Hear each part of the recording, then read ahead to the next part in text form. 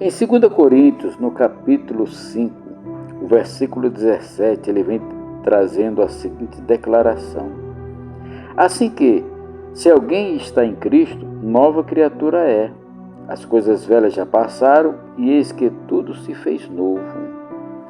E tudo isso provém de Deus, que nos reconciliou consigo mesmo por Jesus Cristo e nos deu o ministério da reconciliação. Isto é, Deus estava em Cristo reconciliado consigo o mundo, não lhes imputando os seus pecados, e pôs em nós a palavra de reconciliação, de sorte que somos embaixadores da parte de Cristo, como se Deus por nós rogasse. Rogamo-vos, pois, da parte de Cristo, que vos reconcilieis com Deus. Aquele que não conheceu o pecado, o fez pecado por nós, para que nele fôssemos feitos justiça de Deus. Aleluia, que palavra poderosa, né? Muito bem. Mediante a palavra, criativa de Deus, quando nós aceitamos Jesus Cristo pela fé, são feitos novas criaturas, ou seja, nós devemos pertencer totalmente a Deus e constituir o seu povo, aonde quem vai imperar, a vontade que vai ser maior em nós, não será mais a nossa, mas a vontade do Espírito Santo. Eu e você, somos uma nova criatura, renovadas segundo a imagem de Deus, que compartilha a sua glória, que experimenta a renovação do conhecimento e do entendimento, e que a nossa vida agora seja em santidade. E Jesus é quem faz essa nossa reconciliação, É Ele quem faz essa nova criatura nascer dentro de nós. Por quê?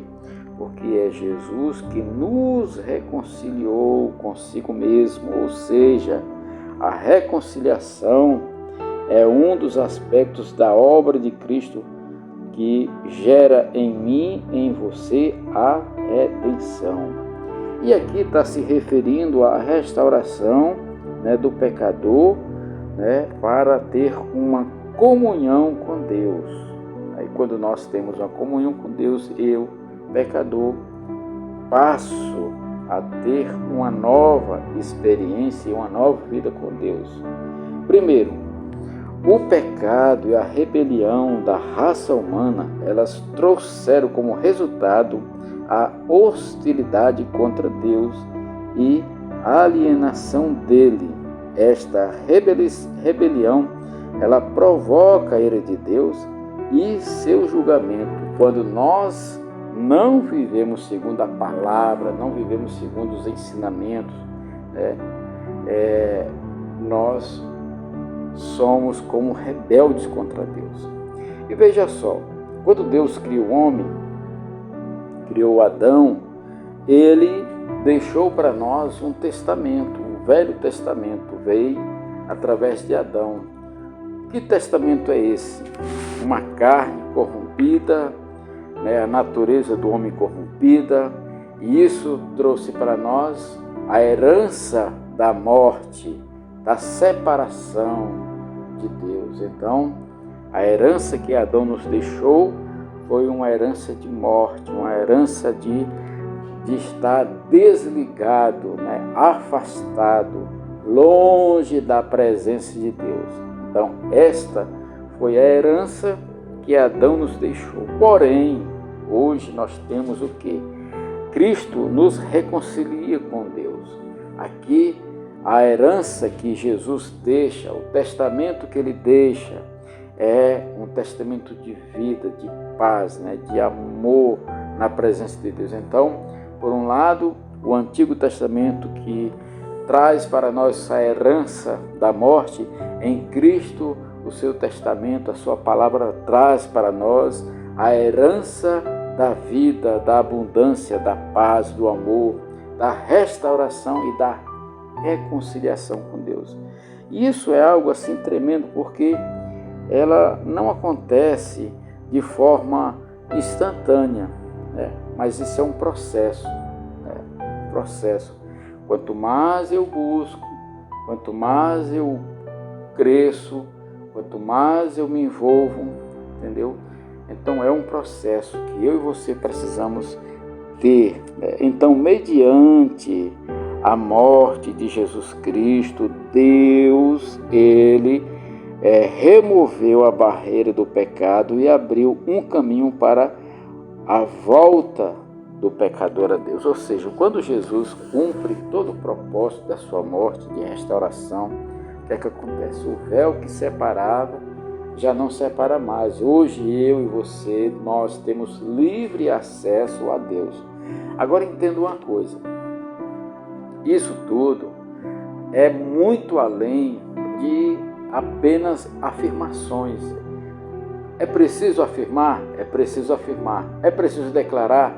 É preciso declarar. Por quê? Porque as nossas palavras, ela vai nos ajudar a praticar aquilo que Deus tem reservado para mim e para você. Quando nós fazemos isso, nós vencemos, né? Nós vencemos a nossa própria vontade, a nossa própria natureza.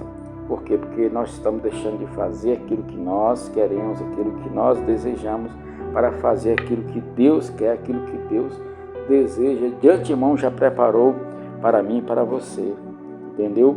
Então, a reconciliação, né, entra em mim e entra em você, entra em vigor mediante algo poderoso, que é o arrependimento, né?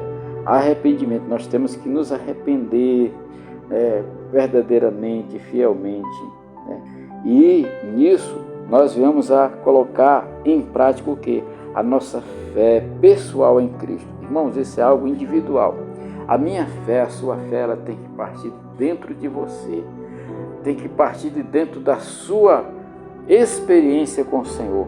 E quando você faz isso, Deus, ele vai agir diretamente em você. Entendeu? A igreja de Deus, ela recebe esse ministério de reconciliação. Quando nós estamos ajuntando como congregação aqui, é onde nós devemos nos ajuntar. Por quê?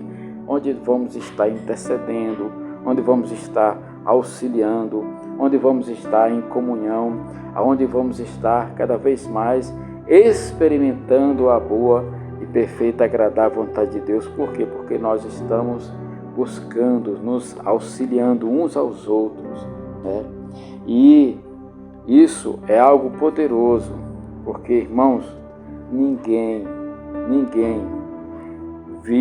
nasceu para viver como uma ilha isolada. Não, todos nós nascemos para vivermos em comunhão com Deus e com os irmãos, com os demais. Isso é poderoso para mim e para você.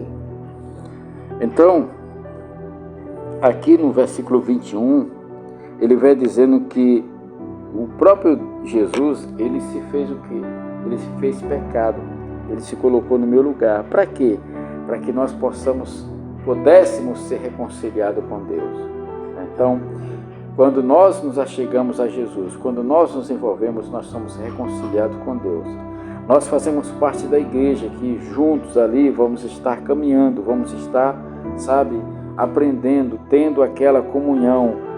Para quê? Para que a unidade de Cristo possa ser refletida em nossa comunhão uns com os outros. E aqui as Escrituras, elas vêm trazendo essa declaração que Jesus Cristo, ele foi considerado como o pior dos pecadores, o mais maldito dos pecadores, porque ele morreu uma morte, uma morte cruel, uma morte de cruz. Ele não tinha pecado, mas ele se fez pecador.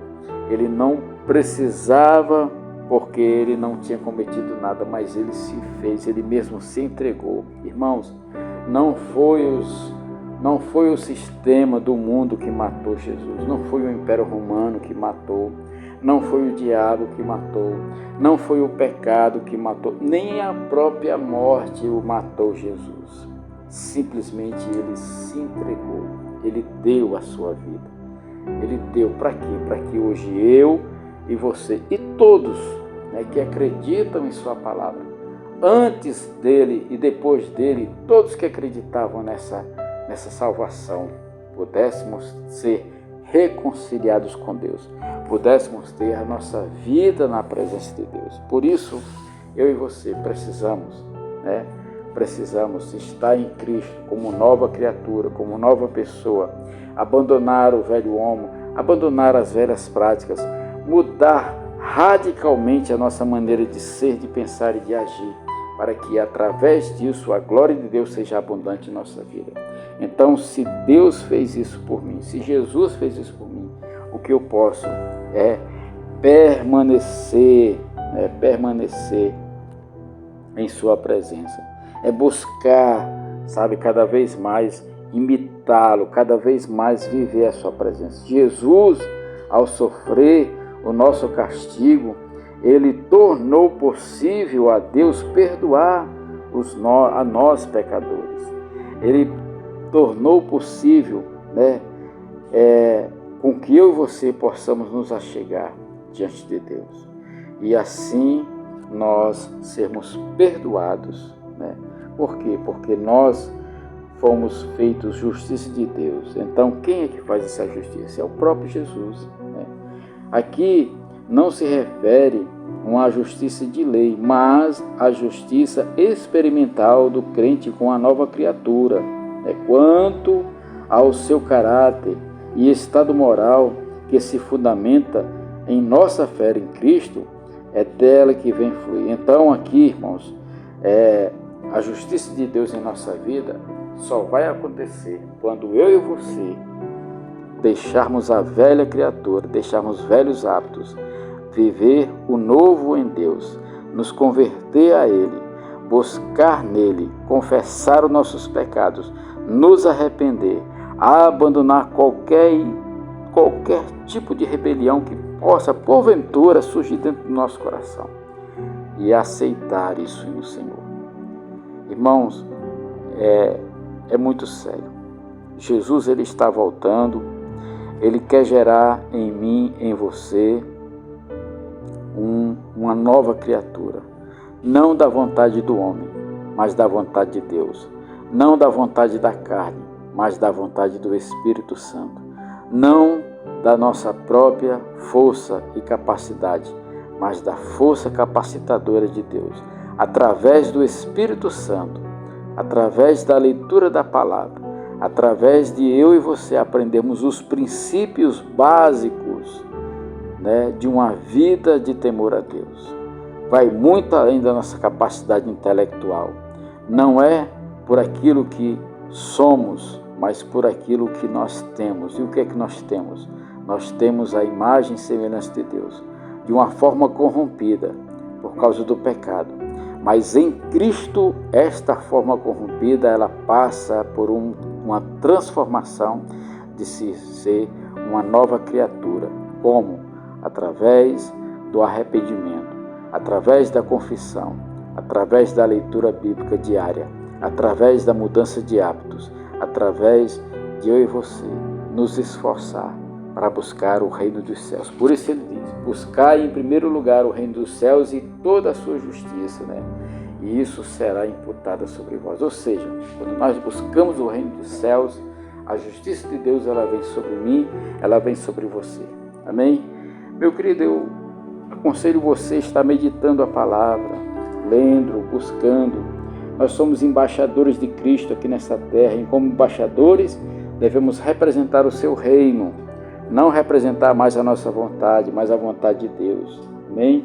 Por isso a nossa oração é que, a mesma que Paulo fala, é que Jesus nos reconciliou com Deus, e através dessa reconciliação nós temos vida, nós temos paz, nós temos a promessa de estarmos firmados na rocha, que é o próprio Jesus Cristo. Amém? Fica na paz, que Deus abençoe sua vida.